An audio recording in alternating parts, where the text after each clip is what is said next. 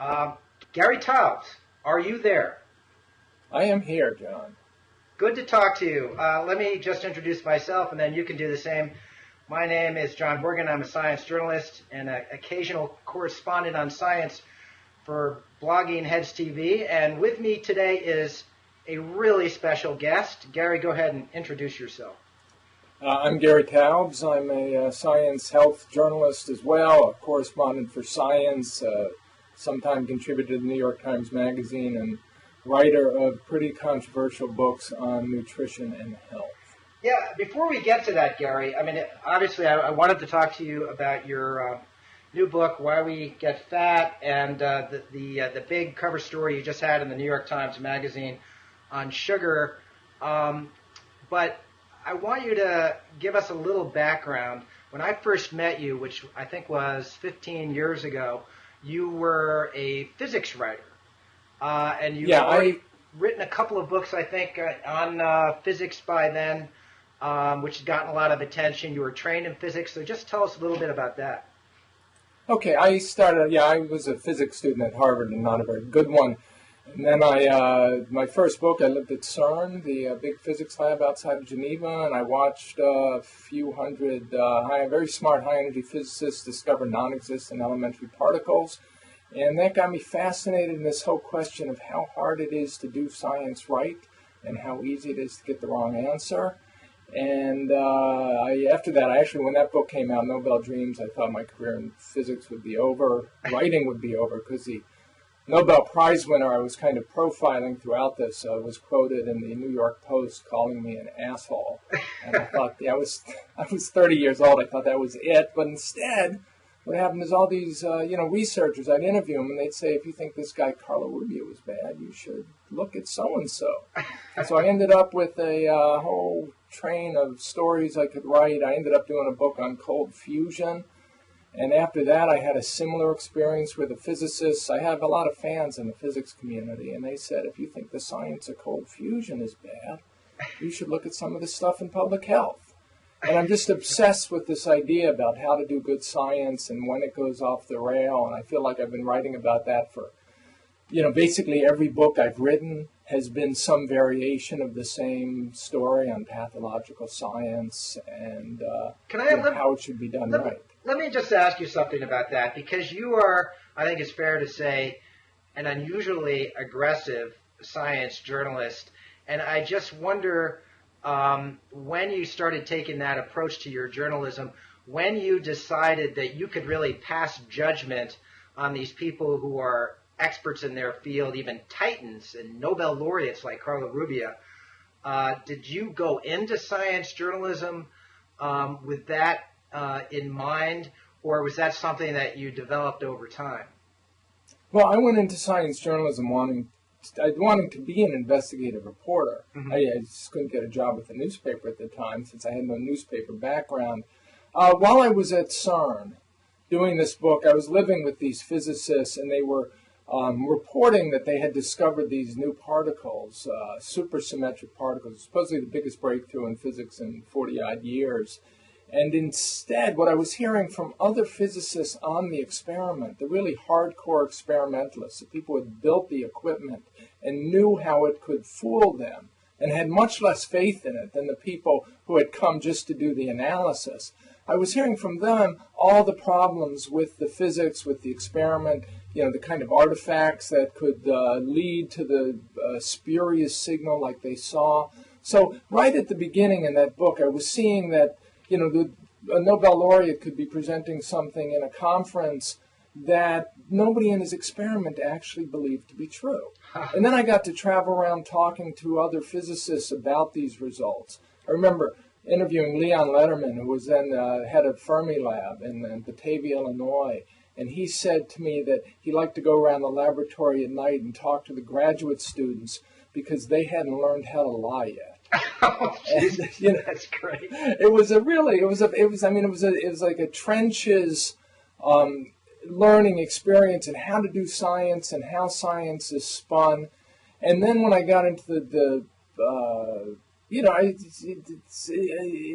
I got into the cold fusion book, I was dealing with some of the worst scientists in the world there. At least I hope I was. It turns out I wasn't, because the nutrition scientists are much worse in general. Let me just ask you. I don't think I've ever talked to you about this. I have found in talking to some journalists and plenty of scientists too, I'm always surprised at the degree to which people are kind of postmodern in their attitude towards scientific truth.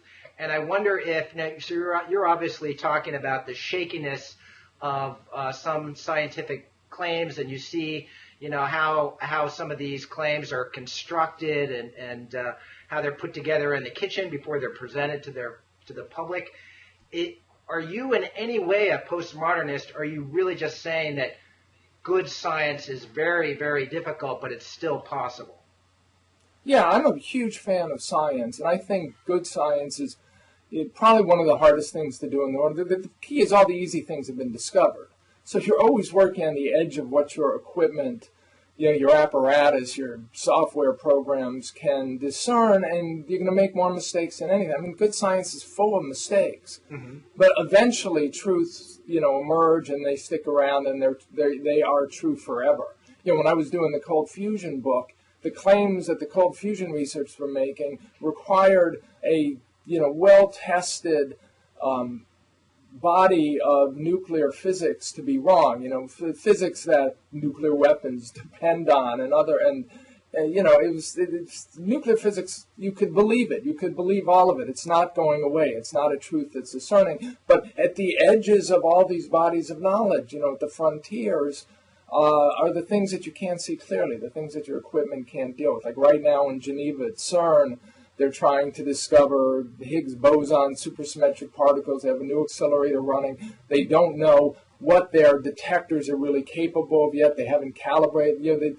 It'll take years before they really understand what they're seeing, unless they see something so striking that there's no other way to explain it. And that's just the nature of science. What do you think? So it's sort of. Are you still following physics enough so that you even have an opinion on string theory and multiverse theory and the landscape and all that stuff that really characterizes particle physics now? Well, it characterizes theoretical particle physics now. I don't have an opinion the way you have an opinion, but I've rarely had opinions the way you have opinions. It's interesting stuff, and it doesn't mean anything until you have some experimental data to hang it on, and hopefully, having spent whatever number of billions of dollars on this new machine, they'll get some new experimental data, and then people start being able to do something. Until then, it's just kind of like mind game, literally mind games. I mean, they don't have anything else to do, so this is what they're doing. Hopefully, it's got some reflection to reality, but until we have, new evidence, better data, anomalies to explain, there's no reason to have an opinion on it one way or the other. All right, so now, what was it? And what was it? A single event, something you read, a person you met? What was it that made you switch out of physics into diet and obesity?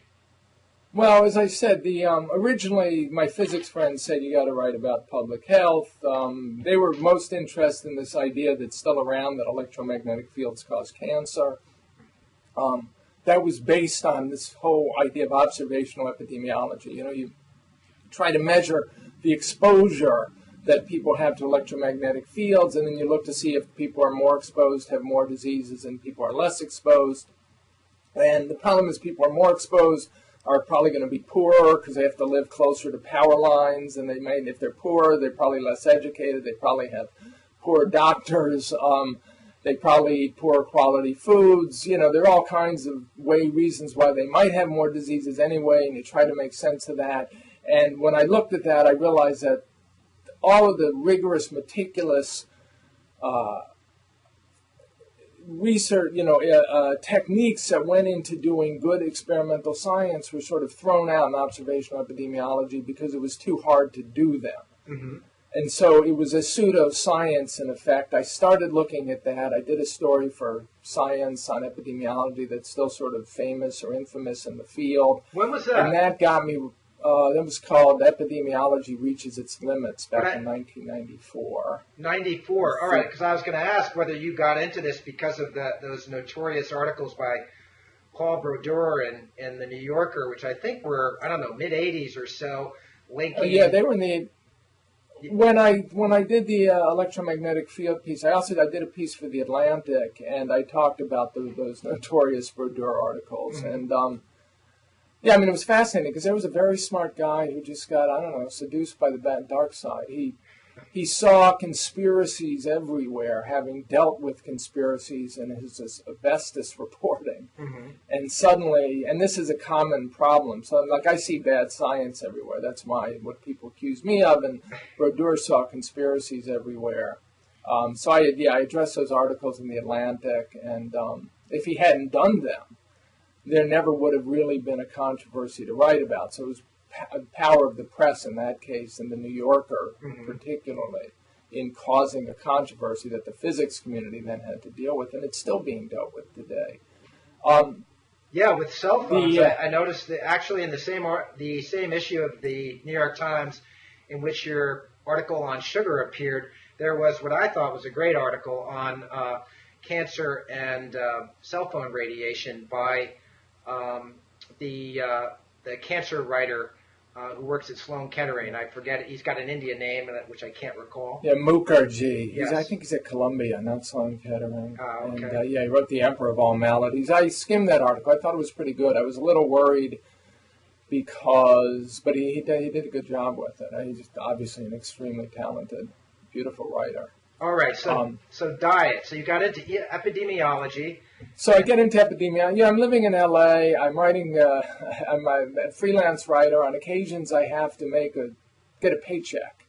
So I call up my editor at Science, Tim Appenzeller, a man who now runs the news section at Nature, who I couldn't have done any of this work without him.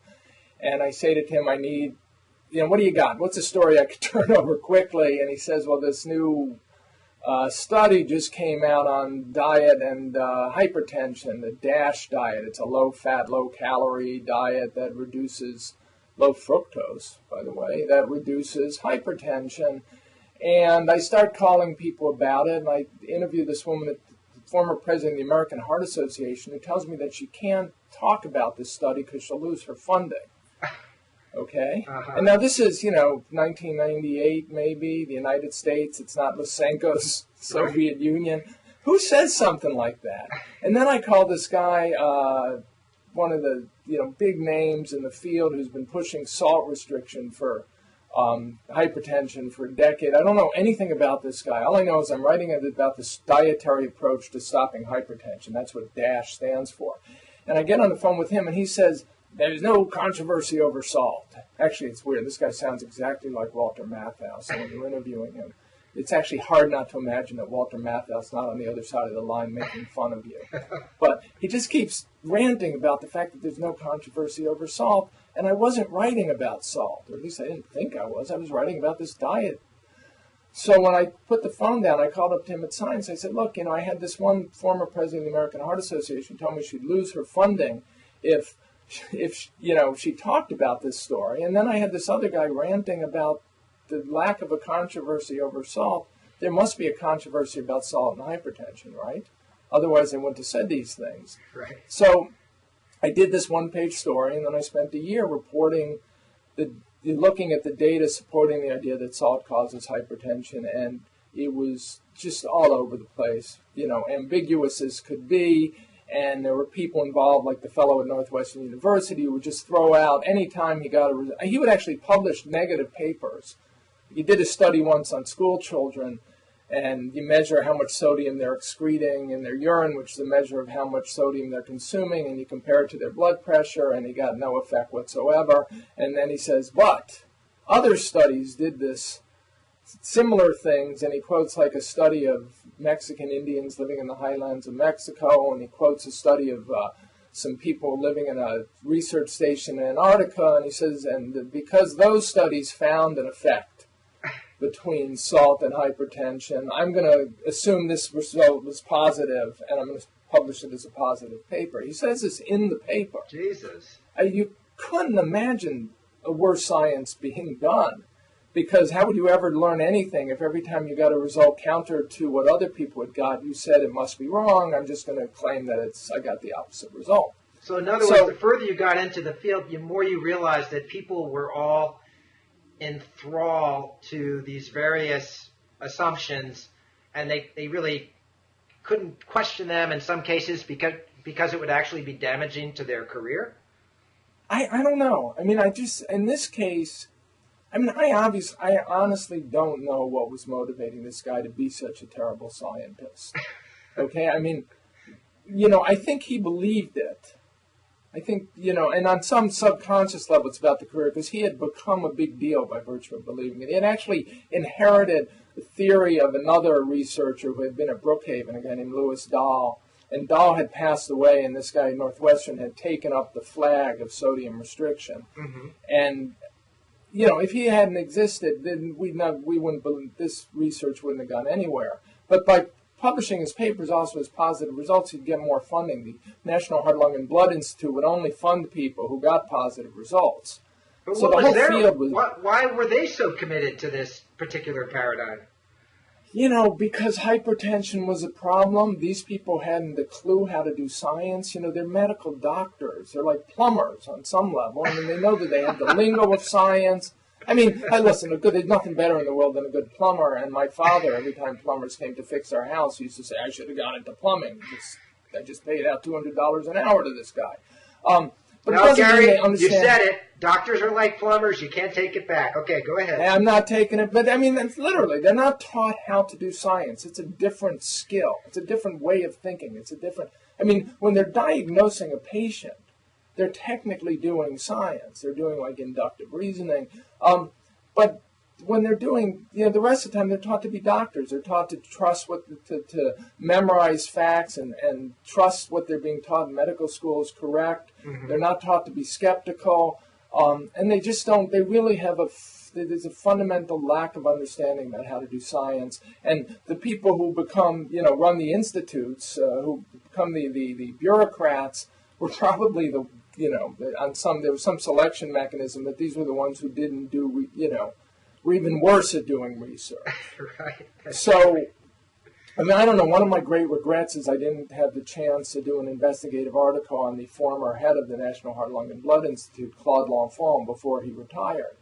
Because what he did over and over and over again is funded the same people to do the studies. One of the main things you want in science is reproduction by an independent laboratory. And what he would do is just fund the same 2 or 3 groups who were committed to the hypothesis. And if they didn't get the results they wanted, then they'd fund a bigger study or a different study. So the same groups kept doing it over and over again. And, if you reported the opposite, if you were skeptical of the conventional wisdom, you didn't get funding. Gary, were there any was there any influence from pharmaceutical companies or, I don't know, agricultural companies, food producers? Was that a factor at all, as far as you could tell? I don't think so. I think fundamentally the science was bad. Mm-hmm. Once the government embraced the bad science and then put out, guidelines based on it, then the food industry moved in and took advantage of it. I see. So, you say, let's make low fat is bad, let's all eat low-fat foods, and suddenly the next thing the food industry is, every food in the supermarket, as Michael Pollan points out, has a food claim on it, a health claim. Mm-hmm. And so the food industry takes advantage of it. There was probably a lot of influence behind the scenes by people like the sugar industry, and I'm looking into that now for my new book.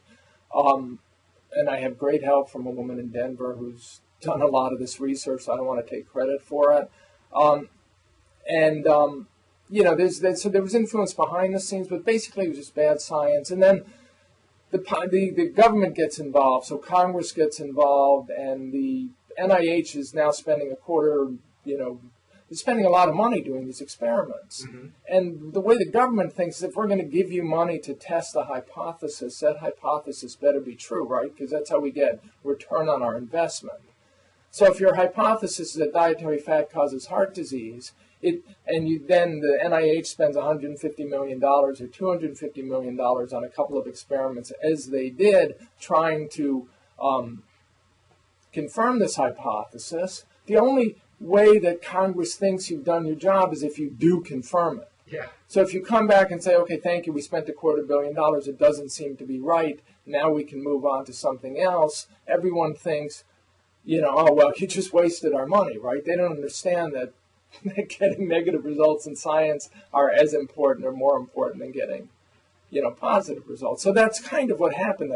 The NIH gave the government money, the government spent the money, the studies were done, they came out, in one case, one of these huge studies just came out negative, like more people died on the low-fat diet than on a high-fat diet or higher-fat diet. And then, so you just say, okay, look, we finally got a little bit of a result we can hang on to.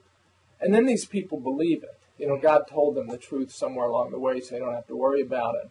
And, one thing leads to another. You've got consensus conferences being held that are sort of rigged to come to the conclusions of the consensus, and the next thing you know, there's cover stories on Time magazine claiming that cholesterol is going to kill us and we should all eat low-fat diets, and there's no compelling evidence to support this. Nothing that real scientists outside of the field of nutrition and public health would consider meaningful evidence. Okay, so back up. So you were telling us how you got into this in part because of hypertension, salt, and so forth. Now, obesity and fat. Give us the lead up to that article that you wrote for the New York Times Magazine that caused this enormous furor, and that led to your first book contract. So how did that come about? How did you start looking into fat versus carbohydrates and the link to obesity? Okay, this is a simple story. Remember I told you this guy who was leading the charge against salt, okay? One of the 5 worst scientists I've ever interviewed in my life, bar none. The one who would did the study on sodium in school children, and he also took credit while I was on a phone interview with him of getting Americans to eat less fat and less eggs, go on a low-fat diet. So I literally, again, I called my editor at Science. I called Tim, and I said, one of the worst scientists I've ever interviewed just took credit for getting Americans to eat less fat and less eggs. When I'm done with the salt story, I got to do a story on dietary fat. I don't know what the story was. I literally didn't know what the story was. I had no idea. I just knew that if such a bad scientist was involved in any significant way, there was a story there. That was one of the lessons. Let me just ask you something. Yes. As one journalist to another, it's sort of a secret of our profession that, of course, we have these emotional reactions to the people that we are interviewing and so forth. Would you say that actual personal animus sometimes motivates you as a journalist to skewer one of these gigantic egos who are making these unsupported scientific claims? Actually, there's only been a few times in my career where I don't think I've ever really, the people I've really disliked are the ones who wouldn't give me interviews or talk down to me.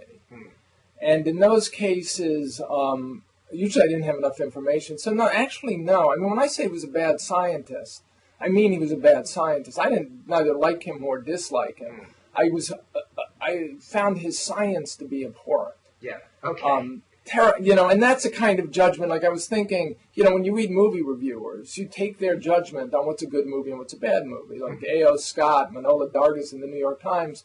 You trust them. They know. They've been doing it for decades. When in our business, we've been doing it long enough, I can talk to a scientist on the phone for 30 minutes and know if he's a good scientist or a bad scientist. And just by the things they say, the way they say it, it's just what I've been doing my whole career. And if a bad scientist is involved, this is the message. I remember, science is the hardest thing in the world to do. So if you don't know how to do it or you do it poorly, chances are you're going to get the wrong result. So that's what I mean.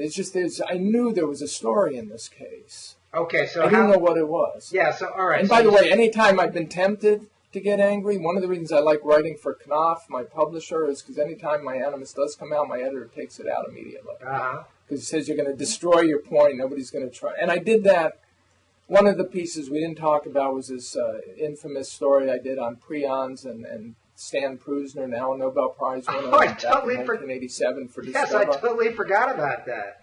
Totally forgot. He was one of the guys where people said, if you thought Carlo Rubio was bad, you should see the crap that Stan Prusner is peddling as science.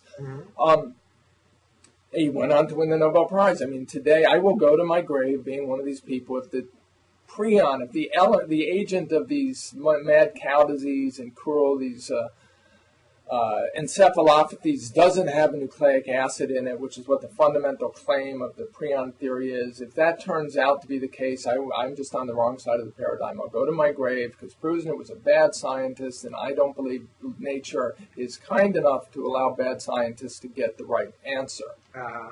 Okay, but I am in a minority today. I mean, I am, if people understand this subject, there's maybe a dozen of us left who think that the nucleic acid just hasn't been found, or has been found and nobody cares. That's even weirder, and then we get in another whole hour on prions. I just have to say, I tried to get Scientific American to publish an article by you on prions, and just wouldn't fly. Everybody thought that it was some kind of weird obsession on your part.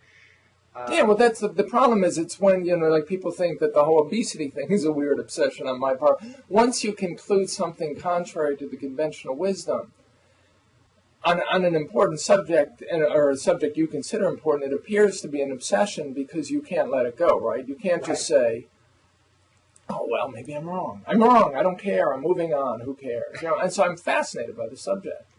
Actually, Science is doing a story. It's coming out, I think, in the May 6th issue.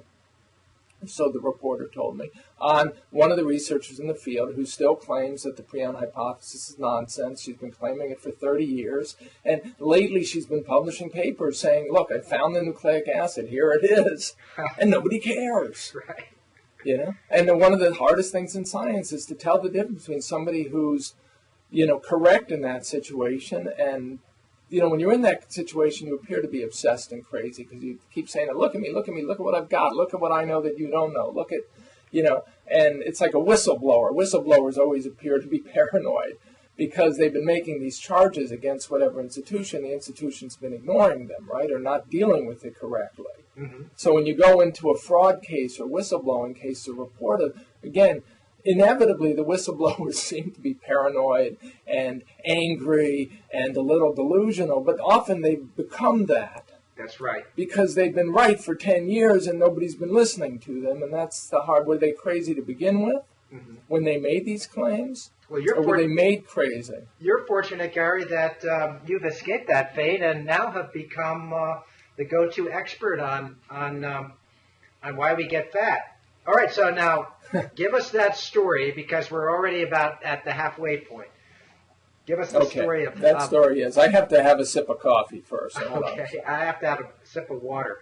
By the way, Gary, already... if I had done these blogging heads before, I'd have had a sip of water too because I'd have realized that you need water more than coffee. Well, I was thinking of I thought it'd be funny to have a big glass of Coke that I'm sipping and as you're talking, but in fact... After reading your goddamn article in the New York Times, I quit. I haven't had a sip of soda since then, and I had actually developed a pretty serious addiction to Coke and Dr. Pepper. My kids stopped, in part because of my urging, it stopped drinking sodas. So you're making a difference, Gary. Just wanted to let you know that. Well, this is good. Well, let's see what happens. Let's see if you actually see benefits. I recently gave up chewing Nicorettes about a month ago. I've been chewing Nicorettes since I quit smoking a decade earlier. And, I'm not, it's like I'm still thinking, I don't know what the benefits are. I miss the Nicorettes. I want to go back to my nicotine habit. So we'll see what happens. You guys may see, more immediate benefits. I hope so. I feel, I always knew that I have a serious sugar surge and then a crash, and my mood is just more stable without that big bolus of sugar in the middle of the day. So anyway, okay. It's interesting. Fat. Well, that's just along these lines. When I first did the Atkins diet as an experiment, I was writing this story for Science on dietary fat, and I was also doing a piece for Discover on the mathematics of the stock market. When you're freelance, you have to do multiple stories at once. So I was up at MIT interviewing a guy named Andrew Lowe who runs the laboratory for financial engineering up there, and Andrew's what he was trying to do is figure out whether, traders like Warren Buffett, the ones who make a lot of money, are lucky or talented, which is you're trying to see an effect, a signal for talent in the background of, this huge statistical background of luck in stock trading. And so it's all about doing good science and how can you believe the signal. And I was telling him about the bad science and dietary fat, and Andrew said, look, you've got to try the Atkins diet. If you're writing about dietary fat, you got to try the diet, because he has a colleague at Wharton, he said, whose father lost 200 pounds on the diet. And he's Asian American, he lost 40 pounds, he said, just basically giving up white rice. And here's a diet that's a high-fat, high-saturated fat diet, so it should kill you, right? Should clog your arteries, and that's what the medical. So try it, and I did. And I lost 20 pounds effortlessly. I mean, it was crazy how easy it was. And I was living in L.A. near the beach. I was working out an hour a day, 6 days a week. I mean, I was, that's what you do in Los Angeles. I was a healthy, and it's not that I was, obese by any means. I'm a big guy. I built like a linebacker, but I had been gaining a couple pounds every few years, and I put on like 20 pounds since college, and it just went away. And the hardest thing, the hardest thing to give up for me was fresh orange juice in the morning.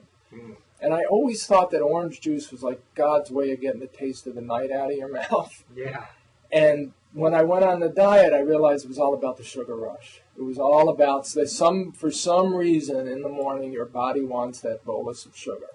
And it was extremely hard to give it up. It was weeks before I stopped missing it. And eventually I got used to, just very cold water instead. But okay, well, but start back up a little bit and give us a short version of good calories, bad calories, and why we get fat. And especially the counterintuitive notion that fat isn't the problem; it's really carbohydrates. That's the problem. The counterintuitive notion is that it's not calories aren't the problem; it's calories that we're obsessed with, and that's not the issue. And short story. I do this piece. I pitch a story to the New York Times Magazine. Hugo Lindgren was my editor back then. Very smart, ambitious guy, and we said, let's figure out what caused the obesity epidemic. That was the original idea because you could localize it in time. And there were two ideas. One was high fructose corn syrup. One was this whole low-fat dogma that came in between 1977 and 84, because when you institutionalize the idea that fat causes heart disease and put everyone on a low-fat diet, you're putting them on a high-carb diet. Get rid of the fat, eat the pasta, the potatoes, the rice. And the conventional wisdom until the 1960s was that carbohydrates were uniquely fattening. That's what my mother believed. That's what doctors believed. That's what, you went into hospitals. If you were obese, the first thing they did is get rid of the carbs in your diet, And now we're telling everyone to eat carbs. So, actually, the joke is I've come full circle on this. High fructose corn syrup couldn't be the reason because it's effectively the same as sugar. So we did indeed start consuming more of these sugars total, because we didn't know that high fructose corn syrup was sugar. But one of the reasons we did was because sugar got a free pass in this idea that dietary fat was the problem, because if there was also this theory floating around that if food didn't have fat in it, it couldn't make you fat. So you could drink sodas and Snapples, remember soba iced teas? I don't know if they're still around. All these healthful seeming substances that were all this thing, high fructose corn syrup, that the corn refiners were talking about as healthy fruit sugar. And so anyway, I did this piece. I came upon some 5 clinical trials that had been done but not published yet, comparing the Atkins diet to an American Heart Association low-fat diet. And again, this is a science. You're comparing a high-fat, high-saturated fat diet where you can eat as much as you want to a low-fat, low-calorie diet where you're living on, skinless chicken breasts and lettuce. And people did better on the high-fat, high-saturated, eat as much as you want diet. They lost more weight. Their heart disease risk factors improved. It's like, this is fascinating, right? It's the exact opposite of what our theories predict. And I wrote this piece for the New York Times Magazine. The editors insisted I put Atkins in the lead. So I wrote this lead that I thought nobody would ever allow me to use about if the American Medical Association had one of these wake up standing naked in Times Square nightmares. It was that Atkins turned out to be true right all along. And I remember showing it to my wife and saying, this won't run in a million years. And, of course, they didn't change a word. It went right into the magazine. And huge splash, big controversy. Everybody went after me because I was claiming that dietary fat wasn't a problem. Let me just ask you something, Gary, about the bringing Atkins in. Did you think that should be the lead? Or was that... No, my lead was this... young doctor at Harvard, David Ludwig, who ran a pediatric obesity clinic at Children's Hospital and was basically using low-carbohydrate diets to treat obese children and having great. And because he was at Harvard, David was he was a politically acceptable, palatable form. He represented this idea, the point I was making in the story, that these ideas of Dr. Atkins were actually coming back and being taken seriously and entering mainstream medicine. Mm-hmm. Not, they were just had a foothold, but that was a foothold they didn't have a decade earlier, or even 3 years earlier. And, Atkins was buried at the end, because I was talking about one of the reasons it didn't get accepted is because Atkins had been associated with quackery for so long. And I had these great quotes from, the head of the obesity program at Penn saying we all knew Atkins and didn't like him, and we all thought he was out there to have a buck, and lo and behold, 20 years later, we're all on his diet. Look, the books that Atkins wrote, is the science in those? So he had one blockbuster, right? It's just called the Atkins. The Diet Revolution is the only one I read close. That was the 1972 book. He got the science mostly right. He had some things wrong. He was more right than anyone else. Mm-hmm. He was more right than the nutritionists and the public health authorities and all the other researchers. And that's the key thing. I mean, he was a doctor. He wasn't coming at it from the point of view that I was 30 years later, but we read much of the same literature. And the science is simple. From 1956 to 1965, biochemists and physiologists established what regulates fat accumulation in the human body, okay? Mm-hmm. They needed two technologies to do it. One of it was a way to measure fatty acids in the bloodstream, which was published by 3 groups in 1956, and then an accurate way to measure hormones in the bloodstream, which was published by Solomon Burson and Rosalind Yalow in 1960. And by 1961, within a year, it was clear that insulin regulated fat accumulation. The hormone insulin regulates fat accumulation. Mm-hmm. And if the hormone insulin regulates fat accumulation, we secrete insulin. For all intents and purposes, our insulin levels are determined by the carbohydrate content of the diet. Mm-hmm. Or it might actually be carbohydrate versus fat. The more fat, the lower insulin. Mm-hmm. The more carbs, the higher insulin. Mm-hmm. So if carbs drive insulin, which drives fat accumulation, which is how it was put to me by a emeritus professor at Harvard who did some of this research, then carbohydrates cause obesity. And there was this conventional wisdom up until then that carbohydrates make you fat. And as I point out in Good Calories, Bad Calories, this should have been seen as a great triumph of modern medicine, that, we've got this conventional wisdom, what everyone believes and knows to be true, and now they've done 40 years of beautiful science culminating with the understanding down to an enzymatic level why carbohydrates should make you fat. Mm-hmm. And they threw it all out. They just threw it all out because first a few doctors got to it before the authorities did. And the doctors said, hey, if insulin makes you fat, then I should give up carbohydrates and see what happens. And they did, and their weight vanished. Their weight problems went away. So they tried it on their patients. And their patients got thin effortlessly. And then they wrote books about it, because isn't that what you do? Well, you just found out how to cure obesity. So here's one of the problems that I think people have with your thesis when you're describing this history, which is why then hasn't the Atkins diet become just demolished all the competition? Why haven't all people who have a problem with their weight just resorted to this diet? Especially, I mean, you say effortless, which just frankly is hard to believe because I don't know, the folk wisdom in this area, and I assume that there's some truth to it, is that it is really hard to lose weight. So if there's one alternative that everybody has that's easy, why isn't everybody doing it? Well, there's two things. First of all, when you're obese or diabetic, you're what's called hyperinsulinemic. You're insulin resistant, and that causes you to have high insulin levels. when you have high insulin levels, not only are you storing calories as fat, but the only fuel that your muscle, your lean tissue will burn are carbohydrates. The insulin signals to the mitochondria in your cells to burn carbohydrates, not fat. And so basically carbohydrates are the fuel for fat people. Mm-hmm. Those of us, when we gain weight, that's what and that's why you crave it. Now, when's the last time you heard? What's the cause and effect there? Are these people who are predisposed to that kind of metabolism, or is that a result of their being on a high sugar carbohydrate diet? Well, there's certainly people who can tolerate a high sugar, high carbohydrate diet, okay, who stay lean despite that. And the problem is a lot of these people are the ones who become doctors and nutritionists.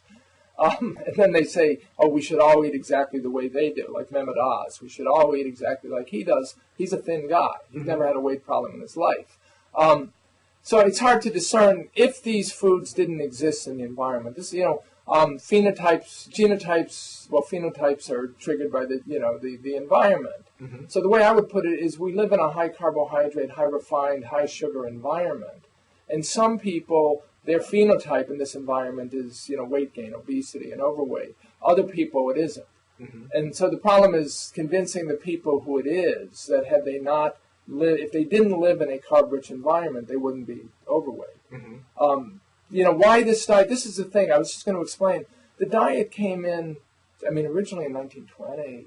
Well, actually, I go back to 1825. Brillat Savarin, the famous French food writer, said, look, carbohydrates make people fat and sugar makes it worse. Mm-hmm. And then so the diet kept coming up, but it was always surrounded by this sort of background, this noise of diet books, diet ideas. And then once one segment of the obesity research, the nutrition research community hooked into calories in the early, when thermodynamics was still new. Mm-hmm. And they said it's all about calories. And they just got the wrong paradigm. This is what I've been trying to explain to people. The energy into and out of the body is not the paradigm. Not the way you should be thinking about obesity, any more than when you think about why your children are growing. While they're growing, they're in what's called positive energy balance. They're taking in more energy than they expend, but we don't care. We don't want to starve them, because if you starve them, you could stunt their growth. But what you want to do is say, the reason they're growing is because they're secreting growth hormone. And if they're not growing fast enough, you give them more growth hormone to stimulate their growth. And growth is a hormonal issue, not a energy in, energy out issue. Let me ask you another question that comes from my trying to make sense of this. So you've got the obesity epidemic. I remember I first started thinking about this in the 90s. Scientific American had a big article on the obesity epidemic, which I edited. And there was work in the 90s on, I think it was called set point theory, which basically was that, we all have a sort of one particular weight that our genes dispose us to. So then what explains the epidemic of obesity? It had to be that there was some kind of environmental change. And so some kind of environment. So you explain this paradox by the modern introduction of extremely high carb foods, sugars and treated flour and very starchy foods and all those kinds of things, rather than high fat foods, which is what a lot of the conventional wisdom is. Yeah, the conventional wisdom is high fat foods, sedentary behavior, eating too much, the availability of too much food. You think one of the things I do and why we get fat is I begin the first chapter with examples of populations that have been studied over the years, beginning in 1902 with the Pima Indians, and in 1928 with Native American Sioux living on a reservation in South Dakota. And these populations had high levels of obesity, as high as we have today, and they did not, they didn't have any food industry. They didn't have high-fat foods. They didn't have, actually they had some high-fat foods. They weren't sedentary. They didn't have computers, television, video games, Game Boys. They weren't driving everywhere. There were no supersizing, no, McDonald's or KFC. So, and yet they had high levels of obesity. And then populations that were really hardworking, Mexican-American oil field laborers in the early 1980s in Starr County, Texas, or Chilean factory workers in the 1960s doing manual labor. So you can start ruling out ruling out hypotheses just by finding populate counterexamples to them, which is what you do in science. What about counterexamples to your main thesis that I've heard are especially the populations that eat a lot of rice. So Japanese and Chinese, I'm told, have a diet that is even higher in carbohydrates than ours, and yet their levels of obesity are quite low. So yeah, but it was, and this is one of the reasons I wrote the story, the sugar story, for the Times Magazine, was there had always been this idea that sugar is the worst, the most offensive of the carbohydrates, because the fructose component of sugar and high fructose corn syrup are, for all intents and purposes, the same. Hold on one sec. They're roughly half glucose, half fructose, and the fructose is metabolized in the liver. And since the 1970s, there's been this idea that fructose could cause this condition called insulin resistance. Once you're insulin resistant, you have to secrete more insulin to deal with all the other carbohydrates in the diet. So insulin levels steadily go up. And remember, insulin drives fat accumulation. And these Southeast Asian populations ate far, far less sugar than we did. I pointed this out in good calories, bad calories. In the early 1960s, the Japanese were eating about the same amount of sugar that we were eating in a century earlier. So, it's not that the idea would be that, because one of the things you have to explain is there are populations that eat high-carb diets that have high levels of obesity, the kind I talked about in the beginning of why we get fat. And then there are populations that eat high-carb diets and have low levels of obesity. So what's the difference between them? And you could say, well, maybe it's not the carbohydrates. But then you find out that the Southeast Asians eat virtually, effectively no sugar compared to what we eat. Okay, today the Japanese are still eating about a half the sugars, the sugar and high fructose corn syrup. And what's interesting is, back in the late 1950s, a South African diabetes specialist named George Campbell went and looked at populations around the world and said that 70 pounds per person per year was the sort of average amount of sugar consumption necessary to trigger diabetes and obesity epidemics. And it's hard to compare numbers because, Campbell was using the amount of sugar available.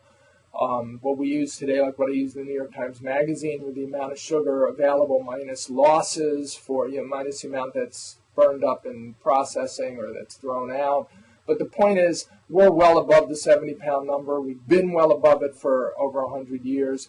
And the Japanese and the Chinese and the Koreans and the Taubes are still well below it. Well, so but I don't actually believe... Why doesn't that just mean that we need to get rid of all the sugars that we're consuming, rather than carbs and pasta and so forth?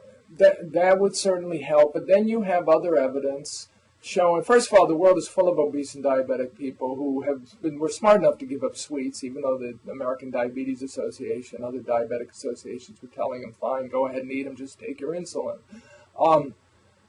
For many people, the damage is done. Okay, once the damage is done, and I could say this is true for me too. I mean, I could give up sweets, but if I go back to eating pasta, potatoes, rice, cereals, etc., I will gain weight. I may not be insulin resistant, and I don't know the answer to that. So maybe a kind of healthy weight gain may not come with these metabolic disturbances that lead to heart disease, diabetes, cancer, conceivably. But I will be overweight. So it's sort of, for many people, and this was a lesson of Atkins, and this is where I differ, like Dr. Lustig, who I wrote about in the sugar story, believes that giving up sugar is enough. But the experience, the anecdotal studies show that if you give up all carbs, because remember that once you become insulin resistant, then all carbs are bad. And the question is, if you give up sugar, will the insulin resistance go away immediately? Like it might for younger people, but it might not for older people. There's enough chronic damage done, and because the field in general hasn't been thinking about any of this, the researchers out there haven't really been thinking about this, and if they have, they've been using the wrong paradigm, like the calories paradigm. You can't really answer these questions. What I can say is that... Let me just give you kind of a meta take on this. one of the things that's impressed me, I mean, I don't know how many people have really read both of your books. I have. I read Good Calories, Bad Calories, which I think even you will have to admit, Gary, is a pretty dense book. And that's why I wrote Why We Get Fat. I admit it. That's right. In the author's note to Why We Get Fat. Yeah, and so I appreciated you coming up with a condensed form. But what fascinated me about Good Calories and Bad Calories was the immensity of the literature. And then, there's some people who criticize you by saying you left some things out, which is hard to imagine after having read Good Calories, Bad Calories. No, but it's true. I mean, this is what I love is like Gina Colada did this in the New York Times. He goes on and on and on and on, and then he left out this study. Right. And it's like, I can't have it both ways. I could have pointed out in the book, I could have mentioned that study and then pointed out all the flaws in it that Gina didn't bother to mention in the review. But then the book's going to be, you got to throw another on to the on and on and on and on. Right.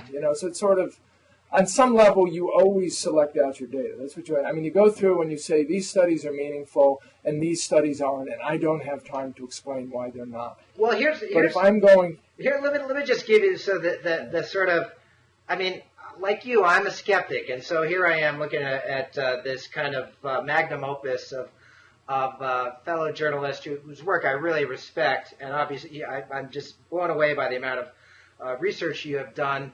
On the other hand, the complexity that you present, and including just the fact that people differ genetically in their response to different foods and even their responses to exercise and so forth, different environments, so much that it might lead you to conclude that different things work for different people, and some people are resistant to certain diets, even including the Atkins diet, which you admit at the very end of your book has some pretty severe side effects for some people.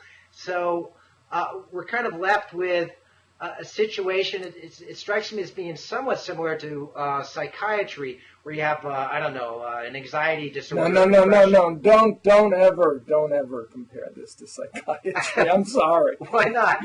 That's not even science?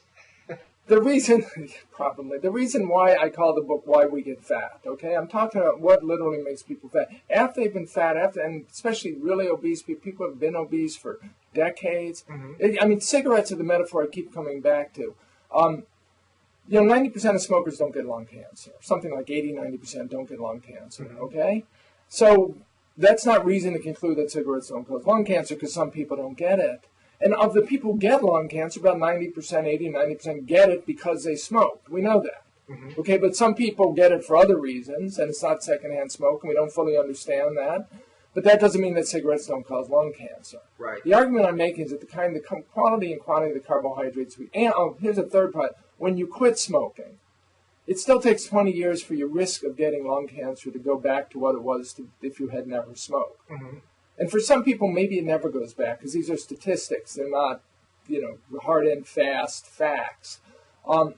So I'm making a similar argument. I'm saying if we all were raised in a world without these carbohydrates, without sugar and flour and the rice and easily digestible starches, obesity would be virtually non-existent. Diabetes would be virtually non-existent. Cancer would be virtually non-existent. And that sounds like a radical, quackish claim, except that the medical literature is full from the late 19th century to through the early 20th centuries of observations that cancer was non-existent in populations that didn't eat Western diets. Okay, so here was going to be my gotcha question, and we've got about 6-7 minutes left, so I wanted to make sure that I got to my gotcha question, Gary.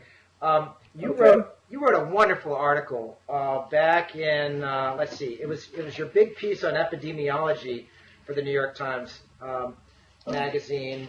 Do we really know what makes us healthy?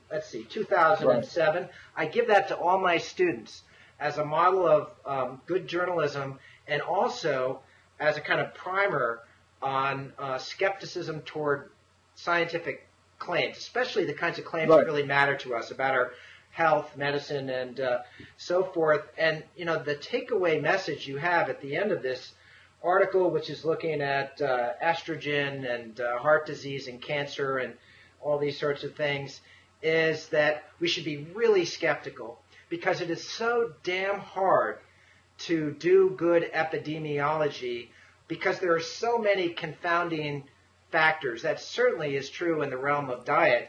So the Gary Taubes who wrote this article seems to me to be a little bit in conflict with the Gary Taubes who is telling us with so much certainty that we really understand obesity so much that here is a diet that will solve your obesity. Well, I'm saying that the null hypothesis should be, we know what regulates fat accumulation, we know what stimulates that, and we have 150 years of conventional wisdom. And then we have these populations.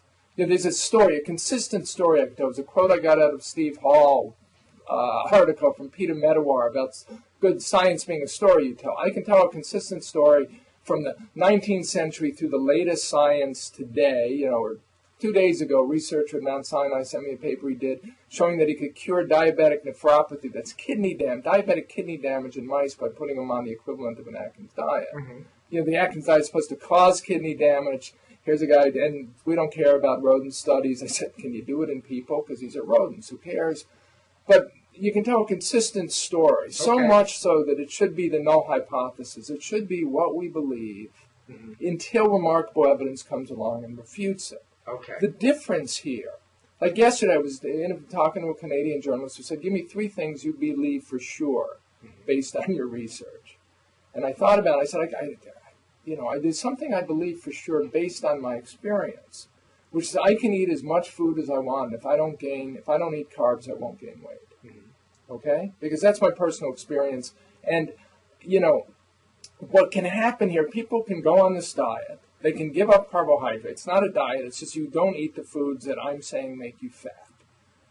Okay? The whole book is about certain foods make you fat. Carb-rich foods make you fat. Some make you more fat than others, depending on how much fiber they have, how easy to digest, how much fructose they have, how sweet they are. But if you don't eat these fattening carbohydrates, you won't be fat. Mm-hmm. And if you remove them from your diet because they make you fat, you'll get lean. Hopefully leaner won't work for everyone because some people, they've already done too much chronic damage. But for most of us, it will. So you could go on the diet, you could give up the carbs and find out what happens. Mm-hmm. Okay, you, John Horgan, can give up carbohydrates and see what happens to your weight. And if it I'm happens, one of those lucky people. Matter. It doesn't matter what I eat. Yeah. I never gain weight. Right. So the point is, you don't need epidemiology to tell you whether or not you will lose or gain weight. I don't care what the Harvard School of Public Health has to say about it in terms of my weight, because I can do that experiment myself, and there's a long history, glorious history of, the anecdotal self-experimentation in nutrition, and anyone could do it. So I'm giving an argument, saying, here's the argument, try it, ideally get your doctor to understand it so you have your doctor to help you through this. It's not that people have severe side effects from the diet. You can have side effects during the transition because you're switching your body from running on one fuel, glucose, to running on fatty acids, your own fatty acids, by the way. So that doesn't need epidemiology. Gary, I'm saying here's the argument, try it. What about what about your wife and kids?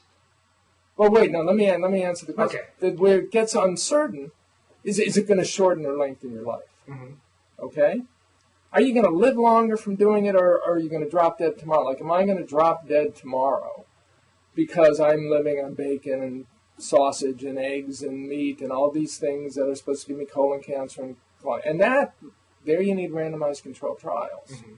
Even observational epidemiology, the stuff I criticized in the Times Magazine, doesn't tell you anything meaningful. I wish, if I was president of the university, it would all be shut down and all these people would go sell shoes or something for a living. And I've said that to them. That's not a surprise. I gave a lecture at Harvard on observational epidemiology to the epidemiologists. I suggested that they should go into ghettos and take guns away from gang members for a living. At least we know they'd be doing something useful. We might lose a few of them, but I think their benefit in general would be, to the good of society. Oh, Jesus, you got to invite me to some of these events, Gary. I'd love to see that. But what about your family, though? I try to keep my children's sugar content down as low as I can keep it without creating a lot of discord. My wife is less concerned, or she's more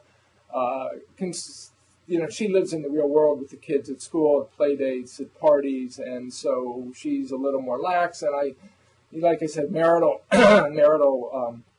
accord is as important as a good nutrition. So there's balance that goes on all the time. Well said, Gary. What's that? I said, well said.